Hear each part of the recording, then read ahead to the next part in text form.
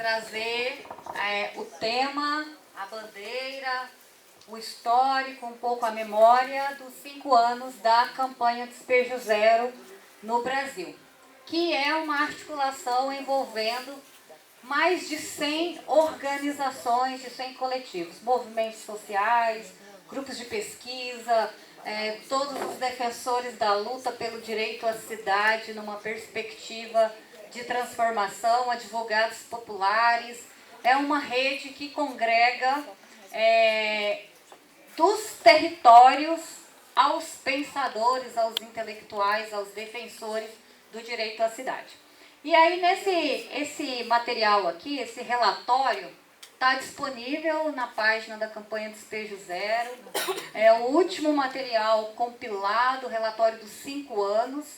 E todas e todos podem acessar, conhecer, inclusive identificar os dados de cada um dos estados presentes. Para nós, assim, né, que integramos a campanha Despejo Zero, que ela surge no contexto da pandemia, já teve iniciativas no Brasil de luta contra os despejos fortes, mas no contexto da pandemia, em que as famílias tinham que ficar em casa, e como ficar em casa se estavam ameaçados de despejo. Foi a maior articulação em torno da luta contra os despejos e discutindo soluções reais da dignidade da moradia.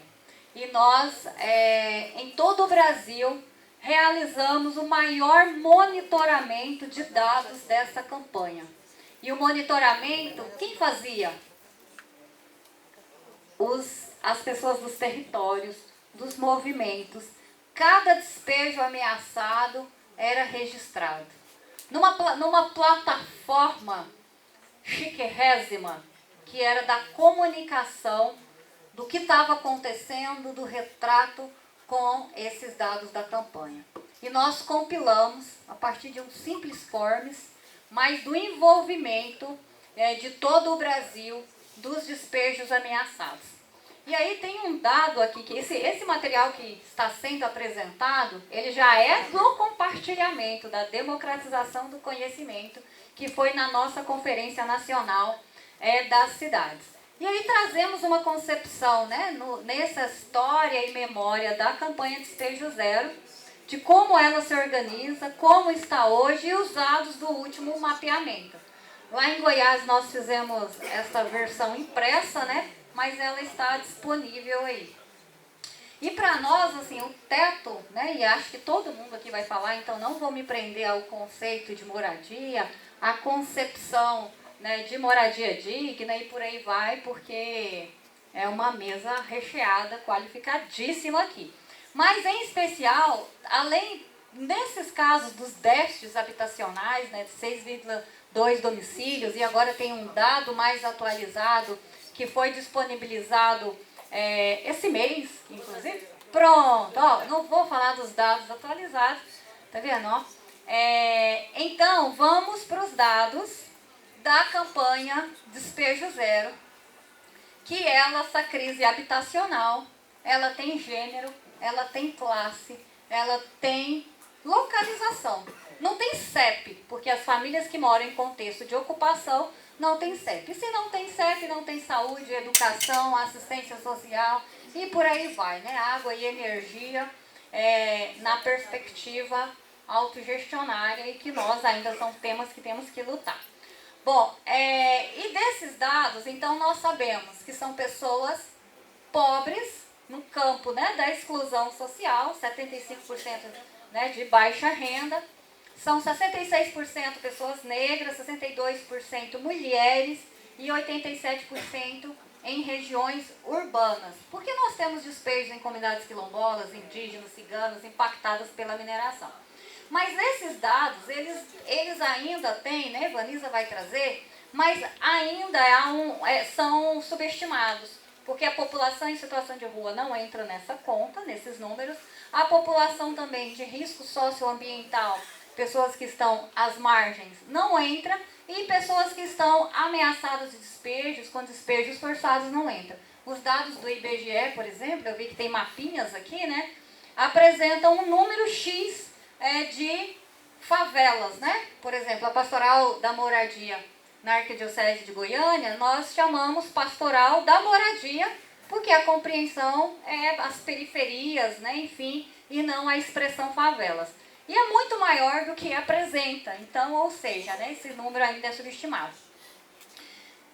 Mas no mapeamento, vamos lá para o mapeamento, Evanisa. Gente, ter uma coautoria aqui, coparticipação com a Evanisa é ótima aqui, ó.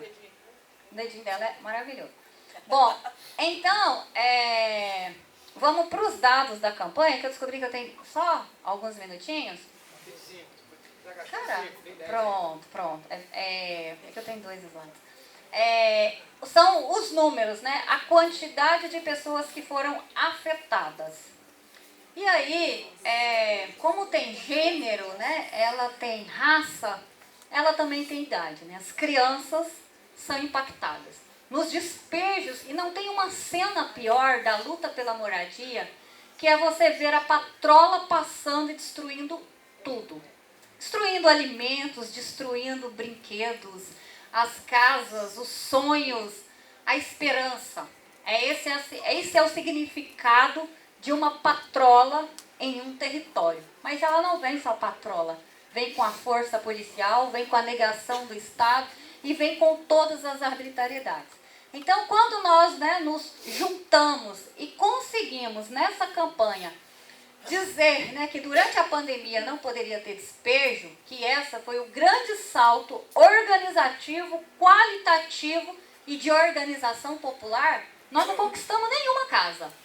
Mas nós conseguimos denunciar a quantidade de despejos existentes e conseguimos denunciar, inclusive, que as pessoas precisam ter dignidade, que durante a pandemia não poderia acontecer. Aí, gente, acabou a pandemia. Falava isso para o Lula sexta-feira. A pandemia acabou. Nós ficamos preocupados, porque significa que a única proteção jurídica que nós tínhamos iria cair. E poderia ser um massacre no Brasil, porque a quantidade de comunidades impactadas pelo despejo era altíssima. E aí os movimentos sociais, com uma beleza de uma unidade incrível, junto, né, com toda essa rede que constrói a campanha, as mais de 170 organizações, nos organizamos em atos, em lutas. As mulheres de ocupações, por exemplo, fizeram cartas para o ministro Luiz Roberto Barroso e diziam: senhor ministro, essa DPF precisa ser prorrogada, porque eu tenho tantos filhos, moro há tanto tempo e trabalho com materiais recicláveis. E começou a escrever cartas e começamos, né, uma grande frente de luta do âmbito do acesso à justiça, também formular uma proposta de transição, porque não foi assim de mão beijada que de uma noite para o dia o ministro Luiz Roberto Barroso topou ter aí e construir as comissões de soluções fundiárias, que foi que a DPF 828 proporcionou, né? Constituiu um modo de transição em que em todos os tribunais do Brasil criasse uma comissão de soluções fundiárias. E essa, então, assim, não foi nada dado, foi uma conquista, foi algo que nós, com a nossa força e organização, tivemos. E foram muitas organizações e articulações em torno dessa prorrogação da DPF. E nós conseguimos que ela fosse prorrogada. Mesmo, novamente, com uma nova proteção, não significa que os despejos acabaram. Os despejos continuam, né? Assim como a luta continua, assim como a campanha continua. Então, esses dados aqui, né, atualizados, eles demonstram, isso é de agosto de 2025, né? Comemoração dos 5 anos da campanha, que fizemos, inclusive, um belo encontro, acho que algumas pessoas aqui estavam, lá em Brasília. E esses dados, agora atualizados, eles demonstram que nós temos 415.592 crianças afetadas por despejos e remoções forçadas.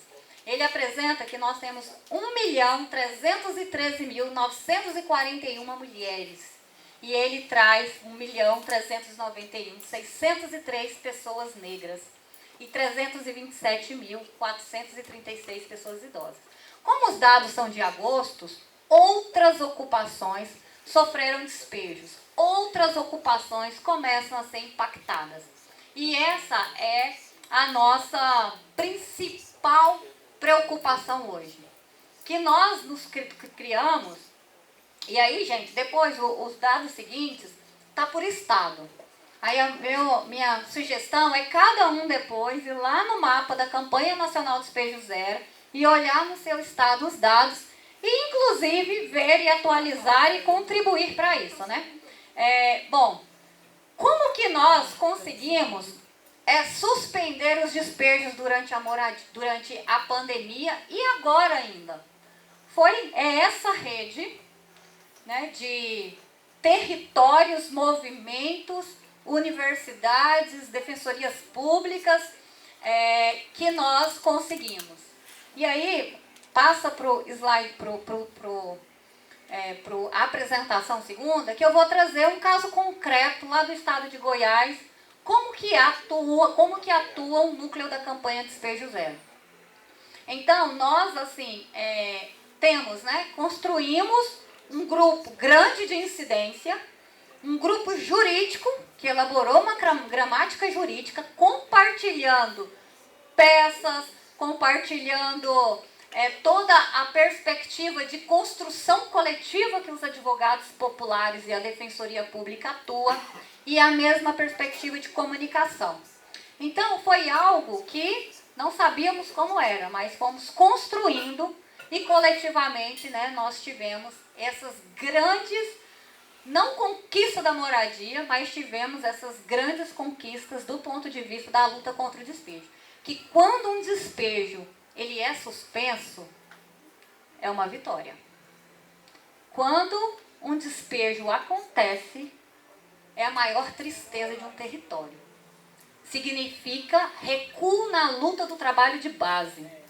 Então, esses exemplos aqui, essa é a comunidade Ocupação Paulo Freire, em Goiânia, em que nós conseguimos, há 5 anos de luta, 3 anos de mediação na Comissão de Soluções Fundiárias, um processo transitado e julgado. Depois de transitado e julgado, cumpra-se. E nós estávamos, tentando uma agenda bonita de lutas em Brasília essa semana. E essa comunidade, ela não foi contemplada no Minha Casa Minha Vida Entidades.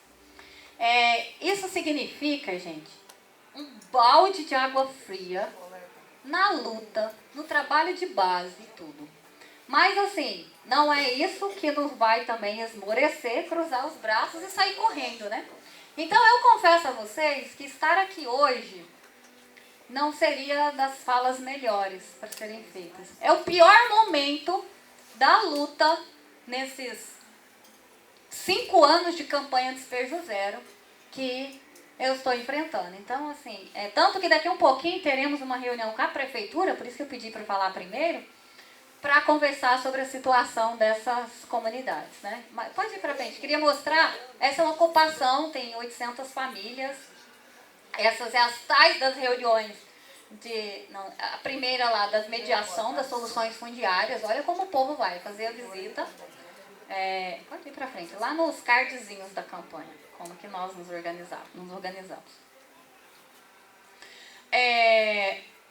E assim, e nós, né, a campanha, ela passa por um momento de atualização desses dados, um momento de formação. Então, tinha assim, a organização em núcleos, um núcleo local em cada estado, e uma organização nacional nesses 3 eixos.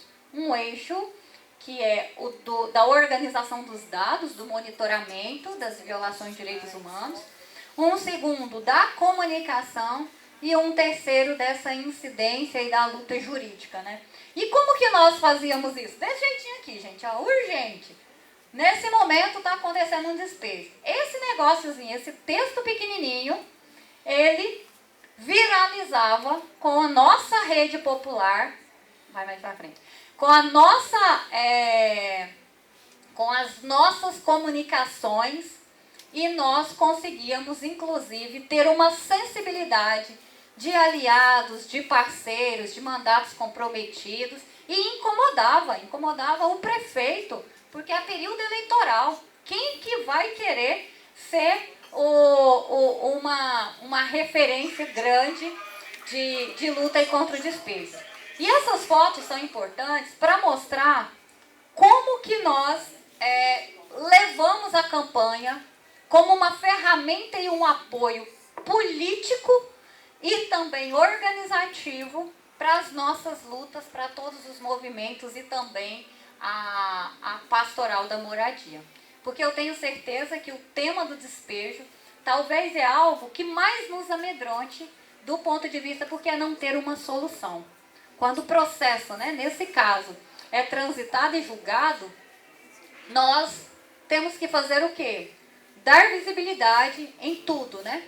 Então, esses pequenos cardzinhos, eles foram fundamentais para que chegasse e ecoasse muito bem. E não tinha nenhum jornalista, não tinha ninguém do designer, e aí por diante, né? O que tinha era esses materiaizinhos pequenininhos, que tá lá no Canva, um negócio aberto que a gente ia lá e trocava. Pegava a foto do território, colocava a foto da comunidade, mudava o endereço lá de São Paulo pelo endereço do território e viralizava. E essa comunicação popular, ela deu um resultado importantíssimo. Importantíssimo. É claro que hoje nós temos uma perspectiva não apenas de conseguir suspender os despejos. E nesse aspecto, nós conseguimos uma relação muito boa com as defensorias públicas, com os tribunais de justiça, com o Ministério Público, que são sensíveis. Mas nós temos que passar por um passo seguinte, além de suspender despejo, que é de solucionar verdadeiramente, que as comissões têm que ser de soluções fundiárias, e aí em cada estado essas comissões funcionam de forma diferente. Em algumas os movimentos participam, em outras é apenas o juiz, e em outras tem uma perspectiva simplesmente de cumprimento de tabela. É uma visita, é uma mediação, é uma reunião e entrega o relatório para o juiz natural, porque essa comissão ela é de auxílio. Então hoje nossa campanha, acredito que precisa passar pelas perspectivas da suspensão, das soluções reais. Aquilo que fiz a fala representando os movimentos sociais lá no ato do lançamento do governo federal. Então, assim, e venho trazendo, né, casos concretos de não conseguirmos suspensão, aí, não conseguirmos soluções reais. Então, é uma ferramenta em que a pastoral pode integrar tanto nos estados quanto também nacionalmente, né? Os espaços são abertos, é extremamente democrático e por aí vai. Um segundo elemento, concluir. Obrigada. Um segundo elemento que queria trazer assim para concluir, que além de integrar a campanha de Despejo Zero, eu estou ouvidora na Defensoria Pública, né, do Estado de Goiás. E as ouvidorias, elas são canais de diálogo e de ponte com as instituições. E que para vocês, né, para os estados, todos os estados, procurarem, encaminharem e pedirem, inclusive, a presença das defensorias públicas nessa luta pelo acesso à justiça. Lá na Arquidiocese de Goiânia, nós conseguimos construir um termo de parceria da Arquidiocese de Goiânia, assinado pelo Dom João Justino, que é vice-presidente da CNBB, com a Defensoria Pública.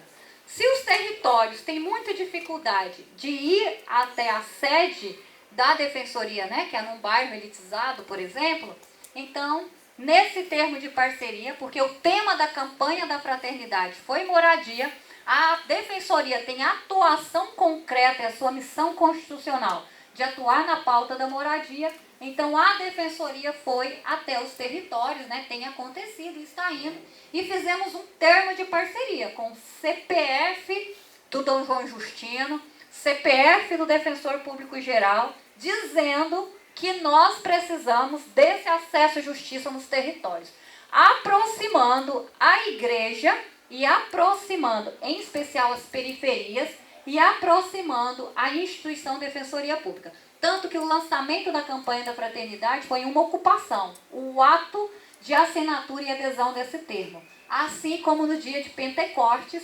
levamos a Defensoria em uma grande agenda construída pela pastoral em um território de ocupação. E assim vamos criando formas alternativas, criativas de incidência da pastoral e de envolvimento da igreja. Porque em todas essas ocupações, só a MTD acompanha 14 ocupações na região metropolitana de Goiânia. Nós, pode contar nos dedos, as pessoas católicas participantes. É um público evangélico, majoritariamente. Nós temos que ter perspectiva ecumênica, senão nós não vamos atuar nas periferias e nos territórios. E com isso, nós conseguimos, inclusive, a aproximação da igreja, porque teve um período aí na história que teve um descolamento, né? Isso aí é pauta para um outro debate, acho que o Ricardo aprofunda ele. Bom, então eis uma partilha de uma experiência que está em construção e que está dando super certo. E a nossa palavra de ordem é despejo zero.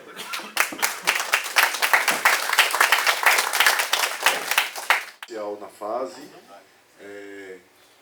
A FASE, para quem não sabe, é uma ONG, né, nacional. A gente está em 6 estados. Também estamos aqui em Pernambuco com um escritório. E a FASE tem uma trajetória aí de caminhada na luta pelo direito à cidade, entre outros direitos. E a gente, vou tentar interagir com a fala das duas companheiras que abriram e de forma bem, trouxeram, né, temas muito centrais nesse debate da moradia, e que não tem como a gente falar né, de como a gente avança nas favelas, nas comunidades, com processos de moradia, sem interagir de alguma forma com o que foi colocado por elas, né, num campo mais geral. A gente tem vivido, e aí eu vou trazer um pouco, ilustrar com a situação aqui em Recife, que acho que é uma situação bastante emblemática. A gente tem dito que Recife tem uma despolítica de habitação. Quando a gente fala disso baseado em números. E aí eu preciso interagir com despejo, preciso interagir com falta de política habitacional, porque, primeiro, quem mais viola o direito, quem mais despeja nas cidades é o poder público. É o poder público, não são mais ações privadas de retomada de, né, reapropriação de posse ou de propriedade, não são os governos. São obras públicas, obras, sobretudo, de mobilidade, sistema viário, obras, sobretudo, de macrodrenagem, canais, etc., etc., obras, muitas delas cofinanciadas pelo governo federal. Nós tivemos a oportunidade de realizar uma pesquisa aqui no Recife, analisando os últimos 10 anos de despejo na cidade. Majoritariamente são despejos promovidos pela prefeitura. Cerca de 1.700 famílias foram despejadas e, pasmem, 10% delas com indenizações, e isso com indenizações. Não são famílias que foram reassentadas, não, foram despejadas e a elas foram pagas indenizações extremamente precárias. Cheque de despejo. Isso, 10% aqui no Recife dessas famílias receberam menos de R$5.000 de indenização. 5 mil. Ou a elas é facultada a opção de ir para o que a gente chama aqui de auxílio moradia, que é de R$300. Que praticamente em nenhuma favela da cidade você aluga um barraco por esse valor. Recife é uma das cidades mais caras, é uma das menores áreas, das capitais menores em extensão. A própria capital, né, a metropolitana, é gigantesca, mas a cidade em si é muito pequena. Então há uma pressão muito grande, o custo da terra é extremamente elevado, nós praticamente não temos áreas de expansão, né? O mercado imobiliário é extremamente feroz sobre as terras urbanas. nós conseguimos, historicamente, né, para quem acompanha essa trajetória, o Recife, né, aqui nasceu o instrumento das ex, né, então o Recife tem essa trajetória, a gente diz com muito orgulho que todo bairro do Recife tem uma favela, e não é um orgulho porque a favela do ponto de vista precário, mas é a favela do ponto de vista da capacidade de permanência e resistência naquele território. Praticamente são 3 ou 4 bairros dos 98 que não tem uma favela dentro.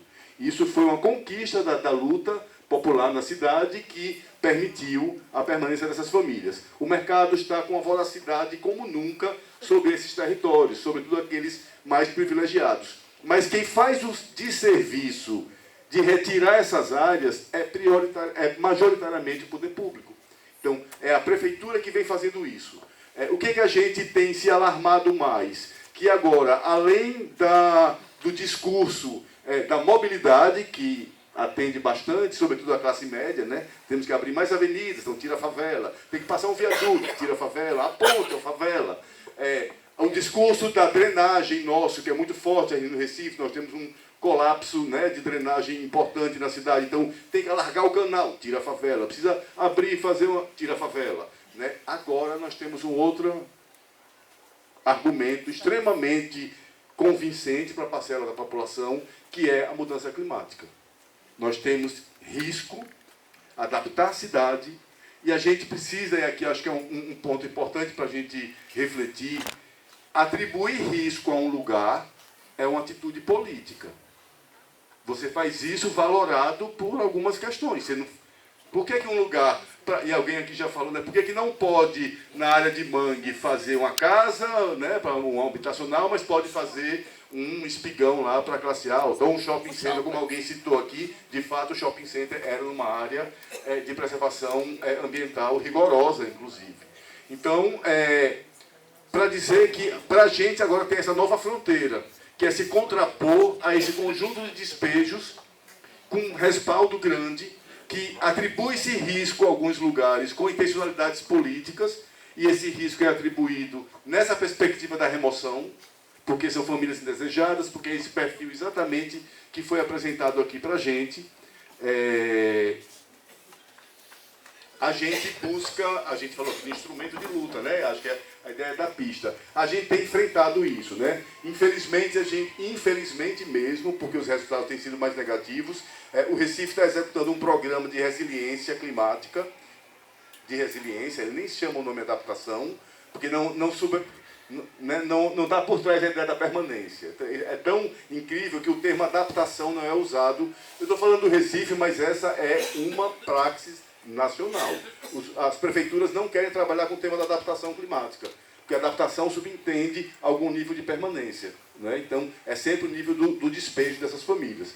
Então, a gente tem um programa hoje financiado pelo BID, o Banco Interamericano, que hoje estão sendo aportados 2 bilhões de reais na cidade e que prevê 3.000 famílias removidas, de áreas de risco. Quem está atribuindo esse risco, quem está identificando essas áreas, uma orientação clara do mercado imobiliário, né, ou do investimento imobiliário. Então a gente tem se contrapondo, né, está se contrapondo a isso. Nessa sala tem alguns sujeitos importantes, lutadoras e lutadores que estão nisso. Para a gente, uma estratégia fundamental é o monitoramento popular. E monitoramento popular tem método, né? A gente precisa ter acesso à informação, aí tem que ter capacidade de análise, tem que ter capacidade de contestação, se contrapor, né, ao que está sendo colocado. A gente precisa ter mobilização comunitária, a gente precisa chamar quem já está lutando. Enfim, tem uma série de passos que a gente tem feito isso na cidade. Então a fase está aqui, o SENDEC tem feito isso, o Fórum Popular do Rio Tegipió, várias organizações da cidade têm se juntado, né, para se contrapor, mas acho que isso é importante, vocês têm como diretriz, está se falando, né, de puxar diretrizes por onde a gente pode atuar. Certamente uma frente de atuação precisa ser as políticas, sobretudo de urbanização e de resiliência climática, que hoje são as políticas que mais têm despejado no país. E há uma contradição, porque a gente comemora aumento de recursos às vezes, mas muitos investimentos do próprio programa Minha Casa Minha Vida, eles vêm corroborar com essa prática. Porque o recurso é liberado lá em Brasília e não se há análise de contexto territorial e o que isso pode infringir numa comunidade. Então, PAC drenagem, retira a família de beira de canal, né? Passa para um habitacional, que tem todos os problemas do Minha Casa Minha Vida que foram colocados já aqui anteriormente. Então, assim, a gente tem tirado aqui como uma estratégia importante, né? E a gente sabe que esses programas de resiliência, eles tendem a se ampliar pelo país afora, né? Então, há recursos, né, internacionais, de bancos multilaterais para esse campo. Então, acho que essa é uma frente que a gente precisa estar atento, precisa ter muita atenção nas iniciativas de moradia, porque, por mais que a gente... É triste isso, a gente, por um lado, luta para oferta de moradias, naturalmente, mas há uma ameaça de retirada de moradias. Vê a situação nossa como é, né? Assim, é muita frente para atuar. Não é só brigar, não é só lutar para que a gente tenha mais moradias. A gente tem uma outra etapa, que é, como foi muito bem colocado aqui inicialmente pela Ângela, que é essa, a gente tem que frear a retirada de moradias. Então, enfim, são duas frentes fundamentais, né? Nem pode tirar de quem já tem, nem pode não prover para quem não tem ou prover de forma inadequada. Então, monitoramento popular, na nossa visão, é a estratégia central. A gente tem focado sobre ações de políticas públicas que promovem despejos, porque, na nossa visão, essa é uma frente que tem sido uma das principais violadoras do direito à moradia em nosso país. Obrigado, gente. Tempo apertado. Então, tem 2 minutos, eu vou falar. Não, eu quero dizer que é isso, é com articulação, né? Então, o Rio Tegipió, tem algumas pessoas aqui, se mobilizar por bacia, é uma bacia extremamente impactada. É isso, eu acho que aqui todo mundo tem esse princípio do trabalho coletivo, da ação, né? De fazer conjunta. Enfim, a gente tem tido suspiros, a gente tem visto alguns suspiros, né? Alguém falou aqui também de alguma iniciativa, a Secretaria das Periferias tem tentado criar alguns, digamos assim, caminhos ou métodos, mas é tudo muito ainda... Não, mas eu ia dizer, como é que chama? Quando a gente vai fazer o primeiro para experimentar. Piloto, tudo é piloto. Então você tem um piloto de um edital de uma migalha. Então você vai lá, que é interessante, a melodia habitacional é interessante, tudo que a gente sabe que é interessante, né? Mas assim, não dá para a gente falar numa escala nacional com montantes de recursos e estruturas de programas como estão sendo ofertados. Então, precisa de fato escalar muito mais. A gente precisa, né, programas de adaptação climática, programas realmente sérios, né, de identificação de áreas de risco. Isso a gente tem algumas iniciativas, o PCRA está aí na rua, mas é isso aí, para 17 municípios do Brasil inteiro. Pelo amor de Deus. Né? Você tem um outro programa de trabalhar com soluções baseadas na natureza, tecnologia, às vezes, maravilhoso, é outro caminho. Para 10 comunidades do Brasil. Então é no nível de piloto do piloto que então precisa avançar, sair desse lugar e de fato entrar numa escala que tire de fato do mercado, o mercado investidor que especula com o recurso da moradia, que isso é a naturalidade, e a gente poder ter mais acesso a esses recursos, aí os movimentos, as organizações, as articulações, para que a gente de fato o recurso seja melhor aplicado e aplicado de forma, né, que vá de encontro, de fato, aos problemas que a gente vem identificando como violadores do direito. Não adianta aumentar o volume, é triste dizer isso, mas em algumas situações a gente prefere dizer, é melhor que não venha ao programa. Eu não quero PAC drenagem, não, no Recife. É um programa que só está despejando gente. Ah, mas melhora, despeja, gente. Vem, tem que abrir o canal. Nunca o canal é do lado do bairro do Granfino. Nunca o viaduto... Tem um caso, desculpa, 1 minuto, um caso clássico aqui em Recife. Uma ponte foi construída, faltava só a cabeceira de um lado e de outro. Uma cabeceira que ia para um lado, chama Vila Esperança, essa comunidade. A cabeceira descia por aqui, ia dar direto, tinha um terreno vazio, ia dar tudo certinho. uma construtora comprou esse terreno, está lá até hoje, até agora o prédio, 30 andares, eles demoliram a ponte, jogou fora todo o dinheiro, fez uma nova que cai em cima da favela e tiraram 300 famílias da favela. E eram as ex. Então, veja, isso o poder público fazendo a gente não tinha advogado certo que desse conta. E está lá, foram 300 famílias saíram da comunidade. Então, é o Estado que despeja, é o Estado que está fazendo despolítica de habitação e com recurso federal. Aí deixa a gente mais, né? Eu não quero esse tipo de dinheiro, não. Obrigado, André. Boa tarde. Uma alegria estar aqui, né? Retomando, né, a construção da pastoral, que acho que a gente está fazendo isso tijolo por tijolo mesmo, né? Fazendo isso em mutirão, e sabe como é difícil a gente construir a pastoral e entender em cada lugar desse país qual que é o nosso papel como apoiador dessa luta por moradia, né? Então, o Marcelo me pediu que trouxesse um pouco dessas questões mesmo de política habitacional, e eu vou fazer um grande apanhadão. Não vou fazer, obviamente, né, não vou entrar em detalhes de nenhum dos programas, acho que não é o nosso papel aqui, mas já deixando, né, a gente está preparando, né, um curso da pastoral, né, Frei? Que acho que aí sim a ideia é que a gente possa especializar em ter um kit mesmo, que a gente possa se aprofundar nos temas que forem mais adequados para cada lugar, porque a gente vai ver uma diversidade de coisas, né? Então acho que já foi, a gente não combinou, mas era isso mesmo, né? Falar da diferença, né, de déficit quantitativo e qualitativo, e aí eu vou trazer os dados que saíram novinhos, saíram já 10, né, da Fundação João Pinheiro, atualizando esse mapinha que a gente usou bastante na campanha Fraternidade, né? Mas agora com os dados atualizados, né? Diminui um pouco o número de famílias sem moradia, que precisam de uma moradia, né? Foi para 5,7, né? Mas mantém as principais características do que é o nosso déficit habitacional. Ou seja, 60% desse déficit é feminino, de famílias, né? Sob a responsabilidade de mulheres. 74% de famílias que ganham menos que 2 salários mínimos.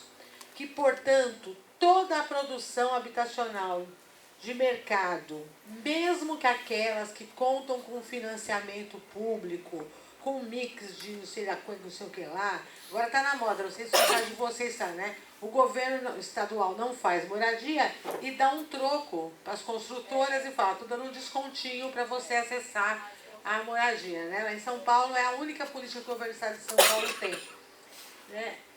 Mas as nossas famílias, essas famílias aqui não acessam qualquer tipo de financiamento habitacional puro. Ela precisa de programas públicos e subsidiados já mais para frente, né?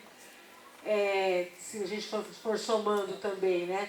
85% de famílias, 75% de famílias pretas e pardas, né? É um déficit mais urbano, né? E que ele é distribuído no país, mas que a gente percebe, né, que é presente em todo o território nacional. Ou seja, tem famílias sem moradia, precisando de moradia, em condições inadequadas de moradia, em qualquer cidade. Pode ser diferente a forma, pode ser um na palafita, o outro na ocupação de terreno, o outro na ocupação de prédio, mas essa presença vai acontecer no país inteiro.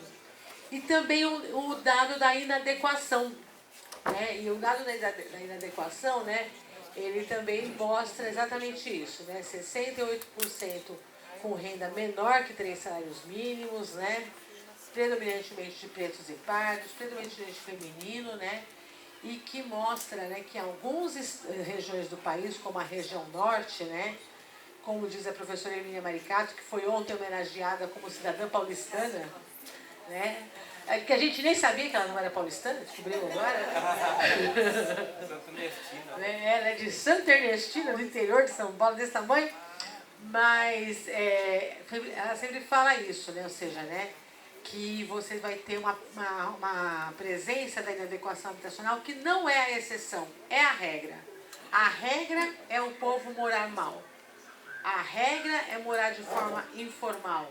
A regra é não acessar todos os serviços. Exceção é quem acessa tudo isso de forma bonitinha, né? E, portanto, se temos problemas diferentes, temos questões diferentes, também, né, as políticas necessárias para cada uma dessa situação também tem que ser diferente. Então não existe, não vai existir nenhum programa único que fala, é o salvador de todos e todo mundo vai ser atendido por esse programa e tudo vai ser resolvido, né? A gente vai precisar sempre de uma diversidade de soluções para o problema da moradia, porque ele é muito diverso também. Então eu tenho falado isso, né? Para cada dor um remédio diferente. Não adianta a gente querer tratar todas as dores com um remédio só. Infelizmente, nos últimos anos, a gente tem uma política, né, de habitação que ela é muito focada na produção de habitação, de unidade pronta, né? Mas ela tem que ser uma das políticas, né? Então, eu não vou falar tanto da inadequação, eu tenho até me preparado para falar tanto, né? Mas eu acho que na nossa atuação, né, a gente precisa buscar as políticas de habitação e construção de políticas de habitação, primeiro, nos 3 níveis de governo. E tem uma mania feia que a gente viu nos últimos anos, que foi o seguinte: estados e municípios se encostaram no governo federal, né? E fala que se o governo federal der dinheiro, eles fazem. Se o governo federal não der dinheiro, não fazem. Na época, né, de 2016, depois do golpe, até 2022, onde foram interrompidos todos os programas de habitação para baixa renda, você ia fazer uma passeada na porta do prefeito ou do governador e falava: mas o Minha Casa Minha Vida está parado. Mas não estou falando do Minha Casa Minha Vida, meu amigo, estou falando com você, que é governador deste estado, que é prefeito desta cidade. Cadê o seu programa de habitação? Então a gente percebeu que a gente tem que fazer uma luta também pelas políticas locais de habitação, seja para a provisão de moradia, seja para tratamento da adequação habitacional. Que elas podem ser colaborativas entre elas, né? Ou seja, é muito bom quando acontece a colaboração entre Estado, município e governo federal. Mas ela não pode ser uma coisa assim, então não teve, não deu certo, não fazemos nada, né? Então essa é uma das questões importantes, né? Falar de redução fundiária não vou falar de urbanização de favelas, né? A gente sabe que urbanizar pra gente é um conceito muito mais integrado do que simplesmente botar uma viela, ou fazer uma contenção de risco, ou botar meia dúzia de poste com energia elétrica, né? Que ela é um conceito integral de infraestrutura básica, água, luz, iluminação, pavimentação, drenagem, né? É também a regularização fundiária, mas ela vai para além disso, né? Que é o conceito que a gente está chamando de urbanização integral, que é o conceito que o programa Periferia Viva traz.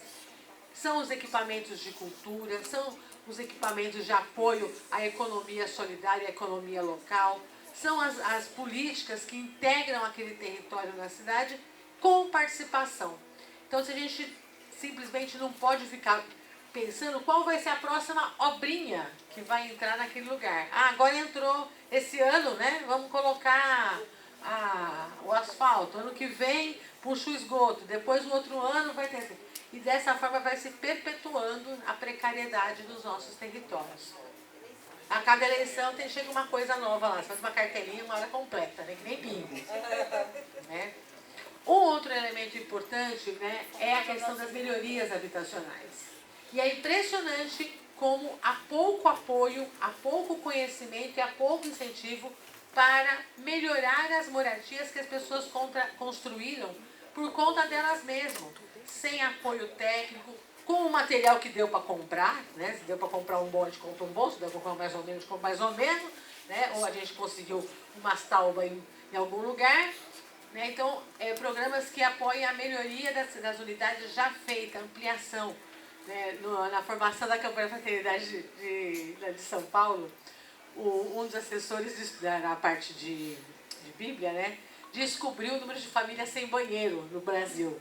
E ele não se conformava. E toda a palestra que ele fez, a campanha inteira, ele falava: quando você chegar hoje na sua casa e for ao banheiro, lembre-se de quantas famílias não têm banheiro. E é impossível que não exista uma ação para melhorar a qualidade, né, sanitária das unidades habitacionais. Agora a gente tem um programa, tem esse Reforma Casa Brasil, que a gente entende que é um programa muito precário, com muito pouca diálogo com as formas de organização, que é importante ter recurso para assistência técnica, para mão de obra, para o material de construção, que é preciso, né, melhorar as moradias existentes, mas também fortalecer a organização comunitária, coletiva, local. Então, estamos começando agora um pequeno programinha, né, que foi a primeira seleção agora, acho que foi em abril, né, que saiu, para um programa que a gente possa acessar recursos para fazer essas melhorias. Ou seja, para a inadequação habitacional, pensar nesses 3 componentes. Na produção de habitação popular, né, e aí está a foto que a Ângela citou, né, no dia que a gente, foi sexta-feira passada, né, tivemos lá no lançamento do Minha Casa Minha Vida, né, ó, a Ângela está ali, a cabecinha dela ali atrás, cabecinha do Lula, cabecinha da Ângela, né, com a presença de todos os movimentos populares, né, e a gente fala, então, qual que é a diferença, né, você tem programas que são promovidos, onde o protagonismo é ou do município ou da empresa privada, que é o Minha Casa Minha Vida FAR e o Sub-50, que agora está no Fundo Nacional de Habitação e Interesse Social. 2 programas que são importantes, que os recursos, né, que foram para eles já foram importantes, hoje são menos, né, para atender a população de mais baixa renda. Mas a gente aqui vem fazer a defesa do Minha Casa Minha Vida entidades, do Minha Casa Minha Vida Rural, porque o controle do processo está na mão da comunidade. Ou seja, aonde vai ser, como é que vai ser construída, o gerenciamento dos recursos, a qualidade daquela comunidade a ser construída, está na mão de quem vai morar, não de quem vai lucrar com isso. Quando vocês pegam as portarias do Ministério e falam assim, olha, tamanho mínimo 42 metros quadrados na unidade, está escrito lá. Quando nós do movimento lê aquilo, né, Nê? A gente fala assim, quantos metros a mais nós vamos conseguir fazer com esse dinheiro? Começa a fazer conta. E vai esticando, e nós estica, e nós estica, e nós estica. Né? Quando uma construtora pega para fazer aquilo, ela fala assim, como é que eu consigo colocar 41,5 e ninguém descobrir? Quando a gente olha, a gente fala, aquilo é o mínimo. Quando uma construtora olha, fala, aquilo é o máximo que eu vou fazer. Vocês percebem a inversão de ponto de vista? Porque aqui, para o nosso, é quem vai morar. Metros quadrados é um dos componentes de qualidade, claro que não é o único, né? E a gente pode discutir milhares de formas, mas eu estou dizendo quem é o protagonista, quem que é o sujeito da ação. E todos os lugares que a gente vai, todas as cerimônias públicas, o Minha Casa Minha Identidade faz as melhores moradias. A comunidade sai mais organizada, são as casas com mais qualidade. E nós estamos com 2% de todo Minha Casa Minha Vida feito nesses últimos 3 anos e meio. Isso porque nós estamos bons, mas já se fosse ruim, né? Porque se é cheio de elogio, mas dinheiro não chega, não tem alguma coisa errada, alguma incoerência aí. Então a gente tem lutado, e essa semana passada e esta tem sido uma semana de luta para mostrar que o programa Minha Casa Minha Vida Entidades, ele deveria ser ampliado pelo governo federal, com mais recursos, com mais apoio, com menos dificuldade. Quem aqui perdeu os cabelos, né? O Ricardo perdeu parte deles ali, com a burocracia dos programas, né? Então ele deveria ter um avanço qualitativo e quantitativo. Mas por que estados e municípios não podem ter também um programa de apoio à produção habitacional feita por associações e entidades? Chama de outra coisa, bota outro nome, bota o que você quiser de nome, pode chamar de João, não tem problema. Mas por que a gente abandonou políticas e programas estaduais? Vários estados já tiveram ou até têm programas habitacionais, mas poucos deles em parceria com o movimento social organizado. Né? Trago aqui a foto do meu filhinho. Agora eu vou trocar de filhos, próximas vezes vai ser outro. Mas esse aqui é um dos conjuntos que a gente, né, tem feito mais recentemente, que é o Carolina Maria de Jesus, em São Paulo, que é feito por uma política municipal de habitação. Da onde que vem o recurso? Porque a prefeita vai dizer que não tem dinheiro. Da onde vem o recurso? da outorga onerosa do direito de construir dos empreendimentos de alto padrão que estão crescendo que nem mato na cidade. Ou seja, esses empreendimentos de alto padrão têm que pagar uma outorga para poder construir mais e o recurso tem que vir necessariamente para o Fundo de Desenvolvimento Urbano e uma parte desse recurso vem para a habitação. Isso nós garantimos em lei. Então, o prefeito de São Paulo pode dizer que ele não quer, que ele não gosta, que ele não acha legal, mas dinheiro ele não pode dizer que ele não tem dinheiro. Porque parte do recurso que vem da especulação imobiliária, do investimento imobiliário na cidade hoje, tem que necessariamente vir para a habitação. Então, estou mostrando que são arranjos possíveis, que cada lugar vai ter que estudar e ver qual que é o seu melhor momento, né? E também falar do nosso projeto de lei da autogestão, né, que nós entregamos em 2021, está tramitando a passo de tartaruga no Congresso Nacional. Essa semana tivemos uma audiência pública na Comissão de Finanças e Tributação, mas um projeto de lei para garantir, para ter isso marcado em lei, essa forma de produzir moradia de forma comunitária. E não só para construir casa. Por que não pode fazer regularização fundiária com recursos públicos? Pela associação, pelo movimento. Por que não pode urbanizar? Claro, obras grandes de engenharia talvez não sejam mais adequado, mas pequenas obras de urbanização na comunidade, por que não pode ser feito por autogestão? Passando dinheiro para aquela comunidade gerir. Por que tem que vir uma empresa de fora que a gente nunca viu na vida para urbanizar nossas áreas? As melhorias habitacionais, a mesma coisa. É muito melhor fazer, né, com pequenos grupos que vai fazer, do que uma grande empresa vir fazer modelos padrões para reformar a casa do povo, que às vezes o povo nem quer daquele jeito, né? Então, a gente entende que a autogestão, ela é muito mais adequada, ela é muito mais aderente, né, à organização comunitária e à solução local, né? Mas não só de construir casa vive a política de habitação. Nós temos que falar sobre terra. Talvez eu tivesse tido que começar com a terra, né, para chegar na habitação. Porque enquanto a gente continuar vendo as nossas cidades sendo devoradas, né, aquela foto que a Angela mostrou, né, de Goiânia, aquela massa de... Eu fiquei olhando para frente para a ocupação, mas fiquei olhando para a massa de prédio no fundo. As nossas cidades estão sendo devoradas pelo investimento imobiliário, muitas vezes investimento imobiliário rentista, que não é moradia. Né? São Paulo teve recentemente um escândalo das fake HIS, né? Não sei se vocês chegaram a saber.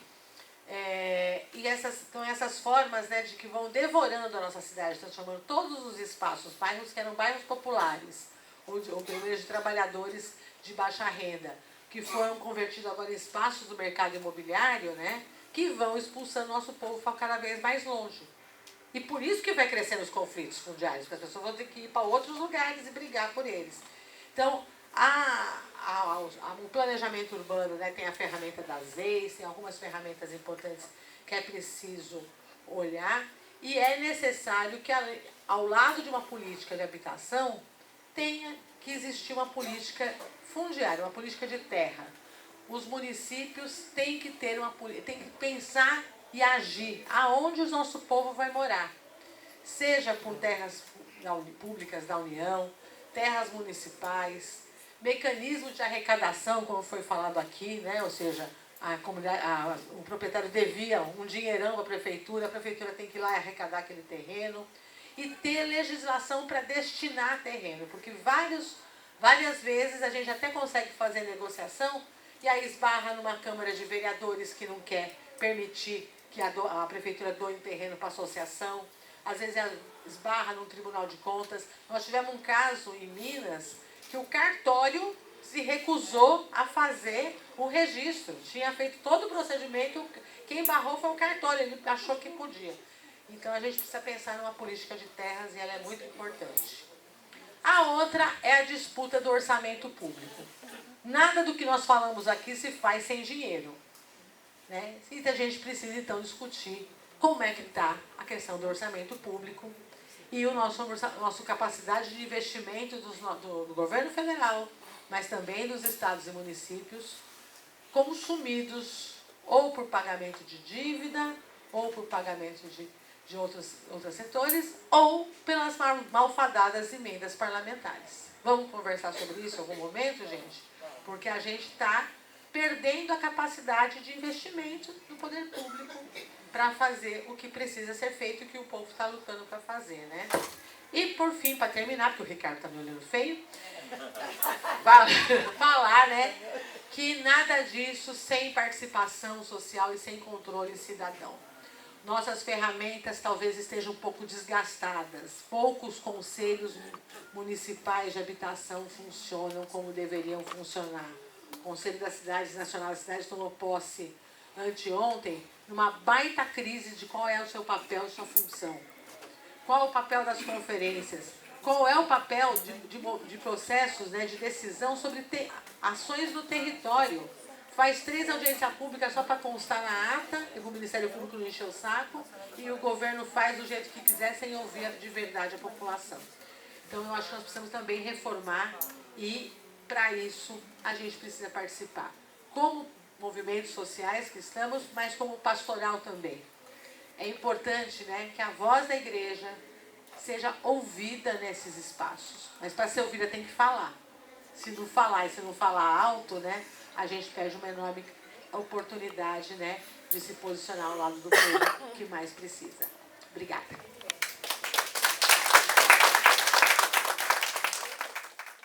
Agradecer esse esforço todo, né, de Frei Marcelo, né, de trazer todo mundo, né, é muito bom aqui ver rostos conhecidos, né, rostos que estão ali na luta, né, bem bem, né, rostos que nos recebem, né, nas comunidades, né, como o pastor Zé Marcos estava ali, né, como a Igreja Batista tem sido uma grande anfitriã, né, vocês falando tanto dessa crise, né, do clero. Então, se não tem mais um padre como Dom Helder que pisa na lama, né, hoje tem alguns pastores muito bons. Não quer dizer que não tenham os sabidinhos, né? Mas tem uns que nos ajudam e tem nos ajudado bastante. Né? E aí, né, também ver, né, pessoas que estavam, né, pelo espaço do Conselho das Cidades, né? Me lembro da companheira lá, né? Da Conferência Nacional das Cidades, né? Acho que ela ali também estava. Então mostre como cada um aqui tem essa experiência e está nessa luta, né, nesse, como diz o pessoal, né, a juventude está no corre, né, da luta pela moradia, na luta pela cidade. E aí, nesse caso, né, fazendo um jogo aqui com o André, né, a gente está muito focado, né, num projeto dentro né, da comunidade de Jardim Uchoa e Caçote, né, justamente ali Penha e o pastor, né, Zé Marcos, né, junto com o pastor Geazi, pastor Neivaldo, que tem nos ajudado bastante. E ali a gente tem feito um trabalho, né, parece que é aquele retorno do que a gente imaginava lá na década de 1980, né, quando foi chegando, né, a nova Constituição, né, aquele movimento de que as comunidades, né, precisavam se organizar em associações, né, as associações, né, vão trazer as rádios comunitárias e a partir daí a gente vai ter, né, as comunidades de base bem articuladas, né, bem organizadas, prontas para uma luta. Passaram aí 30 anos, né, chegando mais de 40 anos. Né, hoje, das comunidades de ZES com que a gente trabalha, só uma tem, né, uma rádio comunitária que funciona feito vagalume. Né? Uma hora acende, outra hora apaga. Né? Foi uma tecnologia que foi superada pelas redes sociais. Né, junto com as associações, né, de bairro, as associações comunitárias que também hoje não se articulam, muitos espaços, né, viraram ponto de consumo de droga, né, e outras associações se perderam, como essa de, né, Vida Esperança Cabocó que André trouxe. Né? A gente fazendo reunião com a comunidade para discutir o projeto novo da prefeitura, né, da ponte que antes passava, né, por esse terreno baldio, né, que hoje é um grande prédio junto com uma grande academia, né, porque a classe média precisa, né, de um grande prédio e uma grande academia, né, não precisa de uma ZES ali do lado, né, hoje em dia não precisa.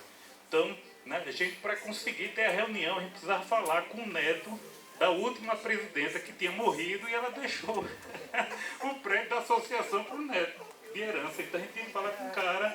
E depois que o cara fazia as aulas de karatê dele lá, tudinho, aí ele liberava espaço para a gente fazer um debate. Assim, mas foi a cara de um espaço que foi perdendo força, que foi perdendo atuação política, né? E aí quando vem, né, no movimento, né, de ser, né, tomado por um projeto, né, nem por uma política pública, né, por um projeto, né, que é chamado o tal projeto de desenvolvimento, e então tem todo mundo, né, que começar a correr, né, e sair, né, se resolvendo e batendo pelas bordas, né.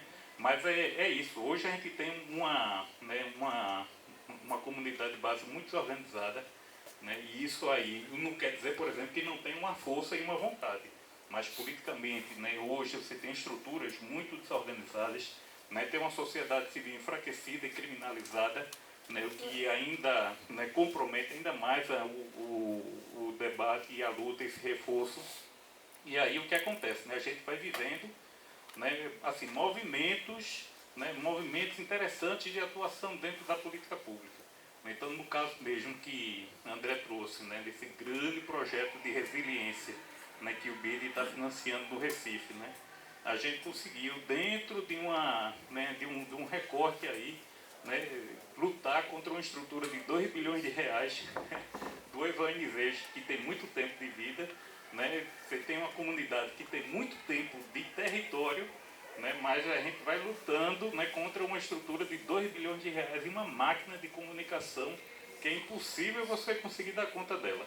Né, fora com a Secretaria de Governo, né, que é um negócio sério, né, um cabide que pega todo mundo, né, as figuras estratégicas ali que estão, né, nas comunidades e que podem organizar, eles são logo cooptados, e aí, né, você começa todo um trabalho de muita dificuldade.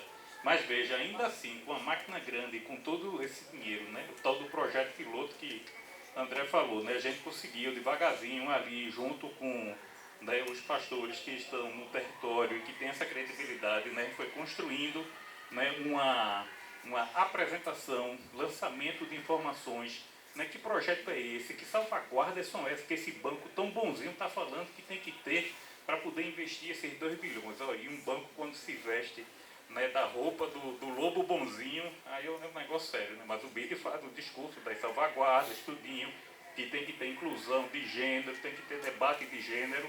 Quando a gente vai ver isso, na ponta lá é fazer uma sessão de maquiagem com as mulheres, tudinho, do território. Não que as mulheres não mereçam momentos como esse, mas a gente não pode, né, a questão de gênero não é definida. Você vai reduzir a isso, né, só a sessões como essa, mas aí a gente vai lá lutando contra isso. Organizou uma pequena equipe, uma comissão, né, da comunidade, né, passando essas informações, indo de casa em casa, né, praticamente de noite lá, né, ali na beira do Canal das Laranjeiras, que quando enche o jacaré sai entrando pela casa das pessoas, literalmente jacaré entrando pela casa das pessoas, porque essa mistura, né, do ecossistema da cidade do Recife. Né, um canal que antes era um rio, que virou esgoto, que ainda tem um danado do jacaré, que quando enche ele sai passeando por lá. Esse é uma evolução histórica poderosa. Eu não sei o que é que pode aparecer mais para frente. Eu não sei o que é que vai ser de Godzilla. Eu não sei o que vai ser de Godzilla com um jacaré desse, mas está lá, persistente, ele aparece, né, visita a casa das pessoas nesse momento da inundação, né, e da água. Mas a gente foi lá, de casa em casa, apresentando. A gente passa por situações, né,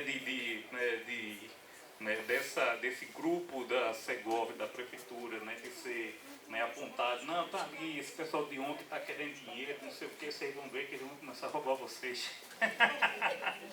Mas é uma outra abordagem da criminalização. Quando a gente está sendo criminalizado, né, pela estrutura do Estado, né, tá, por essas outras, né, lideranças de comunidade que vai justamente enfrentando para tentar desorganizar isso. Então a gente, né, junto com a comunidade entendeu, né, viu da possibilidade da salvaguarda, né, de despejo não, mas reassentamento.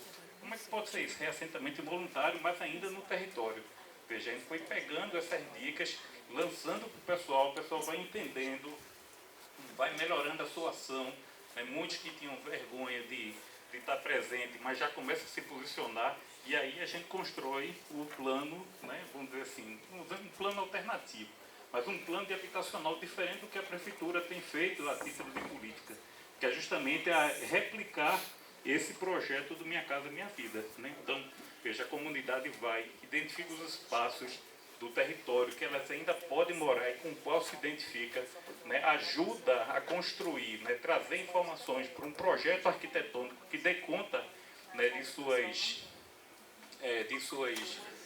intenções e de seu projeto de vida, né, com aquele espaço, né, totalmente diferente do que aconteceu com Vila Esperança Cabocó, né, que é uma totalmente retirada, e de outras famílias, de outras vezes, né, retiradas a título de R$5.000 de indenização. E olha que quando você vai para o serviço social da prefeitura, né, a chefe lá diz, olha, se você não aceitar esses 5.000, eu passo com um trator em cima da sua casa. Literalmente isso, né, essa negociação terrorista com as pessoas, né? Então, né, o pessoal foi, trouxe as informações, né, entraram, a equipe da UFPE, né, nos ajudou, né, construiu um projeto muito interessante, né, que a própria Defensoria já acolheu, o Ministério Público já acolheu, né, vamos ver agora se o Promorá, né, que esse grande espaço da Prefeitura vai acolher, que afinal de contas, né, é um formato diferente, mas não tira ninguém do seu território. Então essas 300 pessoas que sairiam do seu território, elas na verdade vão sair da área de risco, mas não vão sair do território. Então esse é um espaçozinho, né, que é muito interessante, né, iniciativas como essa. Pena que a gente está nessa condição, né, de comunidades enfraquecidas, de uma sociedade civil enfraquecida, mas a gente ainda consegue, como diz a história, né, tirar leite de pedra, para usar uma expressão nossa. Né? E além disso, vejam, voltando para a questão, né, da terra, não é só o pensar como mexer a terra, né, mas a terra ainda é um elemento muito poderoso e muito forte. Né? Vocês estão num espaço, né, um espaço culturalmente, né, tradicional e altamente conservador e muito agarrado à terra. Né? O estado de Pernambuco, e principalmente a cidade do Recife, né, tem esse elemento do vínculo da terra, né, ainda, né, muito historicamente. Então, isso, né, ter terra é patrimônio, ter terra é status social, ter terra é patrimônio econômico, ainda que o empresário seja falido. Né, mas o que você mais tem é dono de engenho falido, mas que ainda tem muita terra e que por conta disso ele tem muito poder e ainda tem muito dinheiro. Ainda que não pague os trabalhadores, as trabalhadoras que trabalharam para eles naquele engenho. E aí o que acontece, né? Hoje, em torno da terra, né, tem uma sinergia institucional que eu acho muito interessante, né? E de certa forma bota aí, né, como diz a história, né, para a gente levantar as nossas orelhas, né, como um bom cachorro Doberman, levantar as orelhas, né? Porque uma terra, né, uma cidade que tem problema de terra, uma cidade que historicamente é movida pelo acúmulo e controle de terra. Quando você vê várias instituições de Estado, né, unidas para regularizar a terra, né, em outras palavras, é o que André já trouxe. A gente tem pouca terra na cidade do Recife. Qual é o foco agora? É apontar para as terras que estão irregulares. E aí, né, você tem uma estrutura que hoje que envolve, né, Tribunal de Justiça, CREA, não só o CREA que Claudinho trabalha, né? O CREA que Claudinho trabalha é o CREA do bem. Mas o CREA que está envolvido com as grandes empresas, né? As universidades federal e rural que recebem muito dinheiro, inclusive do Ministério das Cidades, né, para fazer laboratórios, né, de assuntos fundiários. Né? Você tem Prefeitura do Recife, você tem Governo do Estado, né, tem as empresas públicas que gerem terras que são públicas, né, você tem a própria OAB. Né? Então, veja, quando todas essas instituições estão numa sinergia para ter a regularização de terra, no primeiro momento é interessante para quem está nas áreas verdes que estão tendo essa regularização.